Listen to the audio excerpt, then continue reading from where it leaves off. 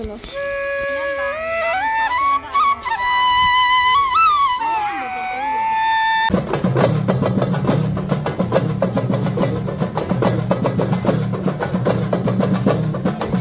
It's Sunday morning. எல்லோரும் எப்படி இருக்கீங்க? எல்லோரும் நல்லா இருக்கீங்களா? இது வந்துட்டு சித்திரைக்கனி அன்றைக்கி, சித்திரை 1ஆம் அன்றைக்கி எடுத்தது. எப்பவும் போல் யூஸ்வல் இருந்துச்சு. என்னோடய ஒர்க்கை வந்து ஸ்டார்ட் பண்ணிட்டேன்.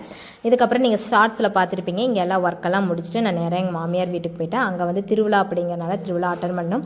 ரிலேஷன் எல்லாத்தையும் வீட்டுக்கு இன்வைட் பண்ணியிருந்தோம். அப்படிங்கிறனால அங்கே போயிட்டோம்னா கொஞ்சம் வந்து அக்காவுக்கு ஹெல்ப்பாக இருக்கும். அப்படிங்கிறனால தான் நான் போகிறதுக்கு முன்னாடியே அக்கா வந்து எல்லா ஒர்க்கும் பண்ணி முடிச்சிட்டாங்க. நான் போய் ஜஸ்ட் கோயிலுக்கு போயிட்டு அங்கே போய் கொஞ்சம் நேரம் இருந்துட்டு திருவிழாலாம் பார்த்துட்டு ஆஃப்டர்நூன் வந்து சாப்பிட்டு அப்புறம் அப்படியே ஒருத்தவங்களாம் ரிலேஷன்ஸ் வந்தாங்க. அவங்களுக்கெல்லாம் சாப்பாடு போட்டுட்டு கொஞ்சம் நேரம் எல்லோரும் ஒன்றா உட்காந்து ஜாலியாக பேசிகிட்டு இருந்துட்டு அதுக்கப்புறம் அங்கேருந்து இப்படியே வந்து நாங்கள் கிளம்பிக்கிட்டோம். திருக்கணிக்கு காலையில் எழுந்தோடனே கனி பார்க்கணும் அப்படிங்கிறனால முன்னத்து நாளே பூஜை வேலை எல்லாத்தையுமே முடிச்சிட்டேன். எப்போவுமே ஒரு ஃபங்க்ஷன் வருதுன்னா நான் அந்த நாளைக்கு முன்னாடி ஒரு தடவை பூஜை பாத்திரத்தை எல்லாமே கழுவுறது பழக்கம். அது போக வீக்லி 2 or 1 வந்து கண்டிப்பாக பூஜை பாத்திரத்தை கழுவேன். அதே மாதிரி தான் முன்னத்த நாள் எல்லாத்தையும் கழுவி பொட்டு வச்சு அதுக்கப்புறம் சித்தனை கனி வைக்க எல்லாத்தையும் எடுத்து வச்சுட்டு மகாலட்சுமி அம்சமான நம்மளோட உப்பு மஞ்சத்தூள் இது எல்லாத்தையுமே எடுத்து வச்சுட்டு வெத்தலைப்பாக்கு வளையல் மஞ்சள் குங்குமம் இதெல்லாம் வச்சுட்டு ஒரு ஜாக்கெட் விட்டு வச்சுட்டு சாமியை கும்பிட்டாச்சு. ஃபங்க்ஷன் டைம் மட்டும் பார்த்திங்கன்னா இந்த பெரிய குத்து விளக்கு எடுத்து வச்சுக்குவேன். மற்ற நாள் வந்து நார்மலாக எப்போவுமே உங்களுக்கு தெரியும், எப்போவுமே இப்போ பூஜை ரூம் இருக்கும்ல அது மாதிரி தான். இந்த மாதிரி அக்கேஷனலாக வந்து நம்மளோட பெரிய குத்து விளக்கு எடுத்து சாமி கும்பிட்டுக்கிறது. ஒரே ஒரு விளக்கு மட்டும் ஏற்றிக்கும். மொத்தம் வந்து 5 கணக்குக்கு வச்சு விளக்கு ஏற்றி வச்சுருந்தேன். உள்ள வேலையெல்லாம் முடிச்ச அப்புறம் தான் வெளியே போய் அந்த நம்மளோட உருளிக்கு எல்லாமே வந்து பூ போட்டேன். ஏன்னா காலையில் வந்து லேட் ஆயிடுச்சு. அப்புறம் அப்படியே ரொம்ப லேட் ஆயிரும் அப்படிங்கிறனால சாமியை கும்பிட்டு கொஞ்சம் நேரம் ரிலாக்ஸாக வீட்டில் ஒரு 10 நிமிஷம் உட்காந்துட்டு எப்போவுமே கிளம்புவேன். அப்படிங்கிறனால அந்த டைமில் கொஞ்சம் பூவெல்லாம் எடுத்து கொண்டு வந்து போட்டு அரேஞ்ச் பண்ணிவிட்டு கொஞ்சம் டீயை குடிச்சிட்டு அதுக்கப்புறமா கிளம்பலாம் அப்படின்னு சொல்லிட்டு தான் பிளான். அதனால் அதே மாதிரி வந்து ஃபாலோ பண்ணியாச்சு. இப்படி தான் வந்துட்டு நான் பூஜை ரூம் வச்சுருந்தேன். எப்படி இருக்குது அப்படிங்கிறத பார்த்துட்டு சொல்லுங்கள். பூஜை ரூம் டூர் அது வந்துட்டு உங்களுக்கு ஒரு தனி வீடியோவாக கொடுக்குறேன். நாங்கள் இன்னும் கதவு போடலை அப்படிங்கிறனால தான் வந்து உங்களுக்கு தனியாக வந்து நிறைய பேர் வந்து சித்தர்கள் பற்றி எல்லாத்தையும் பற்றி நீங்கள் சொல்லுங்கள் அப்படின்னு வந்து நீங்கள் சொல்லியிருந்தீங்க. உங்களுக்கு வந்து நீங்கள் என்னென்னலாம் வச்சுருக்கிறீங்க, அந்த குடத்தில் என்னென்னலாம் வச்சுருக்கீங்க அதெல்லாம் நீங்கள் தனித்தனியாக எனக்கு சொல்லுங்கள் அப்படின்னு வந்து நிறைய பேர் கமெண்ட் போடுறீங்க. பூஜை ரூமுக்கு இன்னும் டோரே போடல அப்படிங்கிறனால டோர் போட்டுட்டு உங்களுக்கு ஒரே வீடியோவாக கொடுத்துடலாம் அப்படிங்கிறனால தான் வெயிட் பண்ணியிருக்கேன். டோர் எப்போ போடுவீங்கன்னு கேட்காதீங்க. டோரில் வந்து ஒரு பட்ஜெட் ஆகுது. அந்த பட்ஜெட்டெல்லாம் கொஞ்சம் சேர்த்துக்கிட்டு அதுக்கப்புறம் தான் வைக்கணும். நிறைய கடன் வாங்க முடியாது. வீடே வந்து கொஞ்சம் கடனில் தான் இருக்குது அப்படிங்கிறனால கொஞ்சம் கடனெல்லாம் நெருக்கிட்டு அதுக்கப்புறம் தான் வந்து இந்த டோருக்கு வேலைக்கெல்லாம் போகணும். வீடு ஆல்ரெடி கட்டினவங்களுக்கு தெரியும் வீடு கட்டுறது எவ்வளோ கஷ்டம். அதை கட்டி முடிச்சப்பறம் எவ்வளோ ஸ்ட்ரகிள் இருக்கிறீங்க அப்படிங்கிறது எல்லாத்துக்குமே தெரியும். வீடு கட்டினவங்களுக்கு நானுமே வீடு கட்டாதப்போ வீடு தான் கட்டிட்டாங்களே அப்புறம் என்ன அப்படிங்கிற மாதிரி எனக்கே தோணுச்சு. பட் நாங்கள் வீடு கட்டினப்பறம் தான் இது எவ்வளோ கஷ்டம். வாடகை வீட்டில் இருந்தால் ஜஸ்ட் ஒரு 7,000 5,000 வாடகையோடு போயிருக்கோம். நம்ம வீடு கட்டினா மாதம் ஒரு செலவாக வர்ற மாதிரி இருக்குது. ஏன்னா நம்ம ஒன்றா ஒரு வீட்டை வந்து முடிச்சுட்டே வரல. ஒரு மாதம் கொஞ்சம் கொஞ்சமாக செலவு பண்ணுற மாதிரி தான் நாங்களே வீட்டை வச்சுக்கிட்டு தான் வந்தோம். அப்படிங்கிறனால ஒரு டைம் கேட் போடுறது, இன்னும் பார்த்திங்கன்னா எங்கள் ஸ்டெப்புக்கெல்லாம் பெயிண்டே அடிக்காமல் தான் வச்சுருக்கிறோம். அந்த பார்த்தீங்கன்னா உங்களுக்கு தெரிஞ்சிருக்கும், ஒரு வீடியோவில் காட்டுறேன். அங்கங்கே வந்து நிறைய வேலைகள் வந்து பெண்டிங் இருக்குது. இந்த வேலையில் கொஞ்சம் கொஞ்சமாக தொட்டோம்னாலே மாதம் 10,000 20,000 செலவாகிற மாதிரியே இருக்கும். அப்படிங்கிறனால நிறைய பேர் வந்து நம்ம பூஜை ரூம் பற்றி நிறைய டவுட்ஸ் இருக்குது. அதுக்குன்னே முடிஞ்ச வரைக்கும் கொஞ்சம் குயிக்காக இந்த 1 month 2 monthsக்குள்ளே வந்து உங்களுக்கு இந்த வீடியோ வந்து அப்லோட் பண்ணுறேன். நான் வந்து 1 lakh சப்ஸ்கிரைபர் ரீச் ஆகிட்டாங்க அப்படின்னு சொன்னால் ஒரு Q&A செக்ஷன் மாதிரி வச்சு உங்கள் எல்லாரோட கொஸ்டின்ஸுக்கு வந்து ரிப்ளை பண்ணிடலாம் அப்படின்ட்டு இருக்கேன். ரீச் ஆனோடனே கண்டிப்பாக உங்களுக்கு வந்து ஒரு கிவ் அவேவும் ஒரு Q&A செக்ஷனும் கண்டிப்பாக வந்து நியூ இயர் வந்து ரொம்ப ஹாப்பியாகவே போச்சு. Tamil new year. ஏன்னா வந்து நம்ம நினச்ச மாதிரி ஒரு மஞ்சள் வந்து ஆரம்பித்தோம். நம்ம இதோட 4வது பேட்ச் எடுத்து போட்டுட்ருக்கோம். அப்படிங்கிறப்ப ரொம்பவே ஹாப்பியாக இருக்குது. நான் வந்து இந்த சித்திரக்கனி அனுப்பவே பார்த்தீங்கன்னா மஞ்சள் வந்து ரீஸ்டாக் பண்ணுற அளவுக்கு தான் வந்துடுச்சு. அதனால் எனக்கு வந்து அப்போவே அவ்வளோ ஹாப்பியாக வந்து நான் ஃபீல் பண்ணேன். எக்ஸ்பெக்ட் பண்ணதை விட பயங்கர ஒரு ரெஸ்பான்ஸ் கிடச்சிது அப்படிங்கிறதையும் இன்னொன்று இந்த இடத்துல நான் சொல்லிக்கிறேன். நீங்கள் எல்லாத்துக்குமே நான் வந்து ஒரு 10 கிலோ 15 கிலோ அவ்வளோ மட்டும்தான் அரைச்சி அப்போவே அந்த ஃப்ரெஷ்ஷாக அரைச்சிட்டு வந்து அந்த ஃப்ரெஷ் அரோமாவோடையே தான் உங்களுக்கு கொடுப்பேன். நான் ஆல்ரெடி வந்து ஒரு 20 கிலோ 30 கிலோ அரைச்சிட்டு வந்தாலும் எந்த இடத்துலையுமே வைக்கிறதில்ல.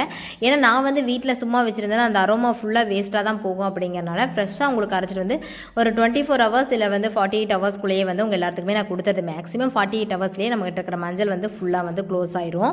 ஸோ அதனால தான் நிறைய பேர் வந்து வாங்கினவங்க எல்லாமே அவ்வளோ ஃப்ரெஷ் அரோமாவாக இருக்குது. நான் உங்களோட பேக்கெட்டை வந்து அந்த பேக்கேஜ் வந்து ஓப்பன் பண்ணுறவே வீடு ஃபுல்லாக அவ்வளோ மணக்குது அப்படின்னு சொல்லிட்டு நிறைய பேர் வந்து கமெண்ட் பண்ணியிருந்தாங்க. அப்புறம் இன்னொரு விஷயம், நிறைய பேர் வந்து அக்கா நீங்கள் வந்து நான் வந்து ரொம்ப ரேருங்க. வாட்ஸ்அப்பில் வந்து மெசேஜ் பண்ணி நான் ரிப்ளை பண்ணாமல் இருக்கிறது ரொம்ப ரொம்ப ரேரு. பட் ஒரு சிலருக்கு வந்து ஏதாச்சும் ஒரு மிஸ் ஆகிருக்கலாம். அந்த மிஸ்ஸிங்கில் தான் வந்து அனுப்பாமல் விட்டுருப்பேனே தவிர இப்போ நான் மட்டும் 20 கிலோ மஞ்சளை வாங்கி வச்சுட்டு உங்களுக்கு ரிப்ளை பண்ணாமல் இருந்து அது எனக்கு லாஸாக உங்களுக்கு லாஸாக சொல்லுங்கள் பார்க்கலாம். அது எல்லாத்தையும் நான் உங்களுக்கெல்லாம் கொடுத்துடணுன்னு தானே நினைப்பேன். அதை எப்படி நான் ரிப்ளை பண்ணாமல் இருப்பேன்? மேபி அப்படி ரிப்ளை பண்ணாமல் இருக்கேன்னா ஏதோ வந்து என்ன அந்த நீங்கள் அனுப்புனது ஏதோ மிஸ் ஆகிருக்கலாம். இல்லைன்னா நான் எனக்கு வந்து ஒர்க் இருக்கலாம். இது ரெண்டில் ஏதோ ஒன்று தான். இப்போ நான் ஒருத்தி தான் வந்து உங்களுக்கு பேக் பண்ணுறதுலேருந்து நான் காய வைக்கிறதுலேருந்து கொண்டு போய் அரைச்சிட்டு வர்றதுலேருந்து வீட்டை கவனிச்சிக்கிற தம்பி அவங்களை கவனிச்சிக்கிறதுலேருந்து வீடு துடைக்கிறது நம்ம துவைக்கிறதுலேருந்து எல்லாமே நான் ஒருத்தி தான் பார்த்துட்ருக்கேன். ஸோ எனக்குன்னு இந்த டைமெல்லாம் வேணும் இல்லையா, அதுக்கப்புறம் நான் தான் வந்து உங்களோட மெசேஜுக்கு ரிப்ளை பண்ணுறதாகட்டும், பேக்கிங் பண்ணுறதாகட்டும் எல்லாமே பண்ணிகிட்ருக்கேன். நான் இருந்தாலும் இப்போ நடுவில் துவச்சிட்டு வந்தேன்னா ஒரு தடவை மொபைல் பார்ப்பேன், கிச்சனுக்குள்ளே போனால் ஒரு தடவை வந்து மொபைல் பார்ப்பேன். ஏன்னா யாராச்சும் ரிப்ளை பண்ணி நம்ம ரிப்ளை பண்ணாமல் இருக்கக்கூடாதுன்ட்டு. பட் அப்படி ஒருத்தர் 2 பேர் தான் மிஸ் ஆகும். அவங்க வந்து யூடியூப்பில் வந்து கோச்சிக்கிறீங்க. என்னோடய நிலைமையும் நீங்கள் கொஞ்சம் யோசிச்சு பார்க்கணும். நான் ஆள் வச்செல்லாம் இந்த வேலையை நான் பார்க்கவே இல்லை, நான் மட்டும்தான் பார்த்துட்ருக்கேன். இப்போ நீங்கள் எல்லோரும் கேட்டனால தான் இந்த இதுவே நான் ஆரம்பிச்சிருக்கேன். ஒரு ஃப்ரெஷ்ஷாக ஒரு நல்லதாக கொடுக்கணும்னு சொல்லி தான் நான் ஆரம்பிச்சிருக்கேன். நிறைய பேர் வந்து கோச்சிக்கிறீங்க, நான் வந்து இதை தப்புன்னு சொல்ல, பட் கோச்சிக்கிறீங்க, அவங்களுக்காக இந்த ரிப்ளைன்னு நினச்சிக்கோங்க. உன்னை ப்ராப்பராக வந்து கொடுக்குறதுக்கு வந்து கண்டிப்பாக முயற்சி எடுக்கிறேன். அது இல்லாமல் நிறைய பேர் இன்னும் மல்லித்தூள் கேட்டுக்கிறீங்க, சாம்பார் பொடி கேட்டுட்டுக்கிறீங்க, குளியல் பொடி அவ்வளோ பேர் வந்து நீங்கள் கமெண்ட் பண்ணிக்கிறீங்க. நான் அவங்க எல்லாத்துக்கும் நான் இந்த வேலை பார்த்துக்கிட்டே இருக்கணும். இதுக்கு நடுவில் எங்கள் வீட்டில் ஒரு ஃபங்க்ஷன், அதுக்கான வேலைகள் எல்லாம் பார்த்துட்டு இருக்கணும். நீங்களே யோசிச்சு பாருங்கள். பட் அதுக்காக இதை வந்து விட்டுருவேன்னு சொல்ல வரல. பட் உங்களுக்கெல்லாம் வந்து இந்த திங்கள் செவ்வாய் புதன்குள்ளே எல்லாத்தையுமே நான் லான்ச் பண்ணிடுவேன். அதுக்கப்புறம் ப்ராப்பராக வந்து சொல்கிறேன். வந்து கேட்குறவங்களாம் 2 3 10 பேர் எனக்கு தெரிஞ்சு என்னென்னலாம் நீங்கள் ப்ராடக்ட் வச்சுருக்கீங்க அதை லிஸ்ட் அனுப்புங்க. நானே 2 ப்ராடக்ட் தாங்க வச்சுருக்கேன் அப்படிங்கிற மாதிரி இருந்துச்சு. ஸோ இந்த இயர் வந்து பயங்கர ஹாப்பியாகவே எனக்கு வந்து போச்சு. நிறைய பேர் வந்து லாங் வீடியோவை இன்னும் கேட்டிருந்தீங்க. ஆனால் இந்த லாங் வீடியோ கொடுக்குறதுக்கு இவ்வளோ டிலே ஆயிடுச்சு. காமனாக இப்போ அடுத்த கொஸ்டின் பார்த்துக்கோங்க. காமனாக வர்ற கொஸ்டின் பார்த்துட்டிங்கன்னா, உனக்கெல்லாம் மாமியார் மாமனார் நாத்தனாருக்கு இல்லாதனால தான் நீ அந்த ஆட்டம் போடுற, ஒரு 2 மாமியாருக்கு சமம் ஒரு நாத்தனார் இருக்கிறது அப்படின்ட்டுலாம் வந்து நம்மளுக்கு தான் கமெண்ட் வருது போல். சரி, இது யாராச்சும் பார்த்தா ஏதாச்சும் நினச்சிக்கோங்க. சம்டைம்ஸ் வந்து அப்படியெல்லாம் வர்ற கமெண்ட் வந்து சம்டைம் டெலீட் பண்ணிடுவேன். தெரியுமா தெரியாதான்னு தெரியல, எனக்கு வந்து 2 நாத்தனார் இருக்காங்க. எங்கள் வீட்டுக்காரோட அக்கா ஒருத்தங்க, தங்கச்சி ஒருத்தங்க.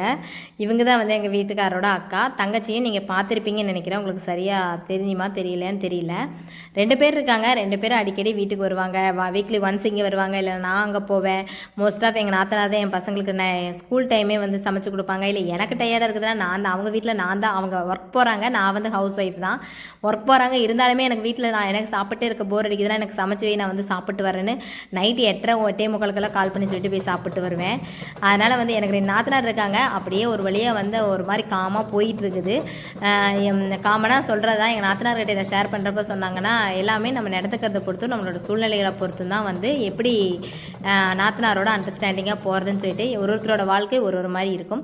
ஸோ எங்களது வந்து அப்படியே அண்டர்ஸ்டாண்டிங்காக போகுது. எங்கள் நாத்தனாரை விட நான் கொஞ்சம் வயசில் சின்னது அப்படிங்கிறனால அப்படியே அவங்களும் அட்ஜஸ்ட் பண்ணி போவாங்க, நானும் அப்படியே வந்து அட்ஜஸ்ட் பண்ணி போயிடுவேன். அவ்வளோதான், வேறு எதுவும் கிடையாது. நாத்தனார் இருந்தால் தான் நீ இந்த ஆட்டமெல்லாம் ஆடாமல் இருப்ப அப்படின்னு சொன்னவங்களுக்கான கமெண்ட். அதனால் எல்லாருமே தூக்கிட்டு வந்துடாதீங்க சாமிங்களா. என்னது நீங்கள் சொல்லலாம் எங்கள் நாத்தனாரை பற்றி உங்களுக்கு தெரியுமா அப்படின்ட்டுலாம். எங்களுக்கே அப்படியே காமாக போயிட்டுருக்கு. இருக்கான்னு கேட்டவங்களுக்கு ஆமாம் எனக்கு 2 நாத்தனார் இருக்குதுன்னு சொல்லியிருக்கேன். அப்படியே வந்து அங்கெல்லாம் வேலையை முடிச்சுட்டு இங்கே வீட்டுக்கு வந்தோடனே என் பையன் வந்து இது இங்கிலீஷ் நியூ இயர்க்கெல்லாம் பட்டாசு வெடிக்கிறோம், தமிழ் நியூ இயர்க்கெல்லாம் ஏன் வெடிக்கக்கூடாது அப்படின்னு சொல்லிட்டு என் பையன் வந்து பட்டாசு வெடிக்க ஆரம்பிச்சிட்டான். பட்டாசெல்லாம் வெடிச்சிட்டு ஒரு 10-11 மணி வாக்கில் தூங்க போயாச்சு. இந்த வீடியோ பிடிச்சிருந்தால் மறக்காமல் லைக் பண்ணுங்கள். இவ்வளோ தூரம் என் வீடியோவை யார் பார்த்தீங்களோ அவங்களுக்கு பெரிய கோடான கோடி நன்றிகள். இந்த வீடியோட நெக்ஸ்ட் ஒரு நல்ல வீடியோ, லாங் வீடியோ ஒரு கொஞ்ச நாள் கழித்து பார்க்கலாம். தேங்க்யூ ஃபார் வாட்சிங்.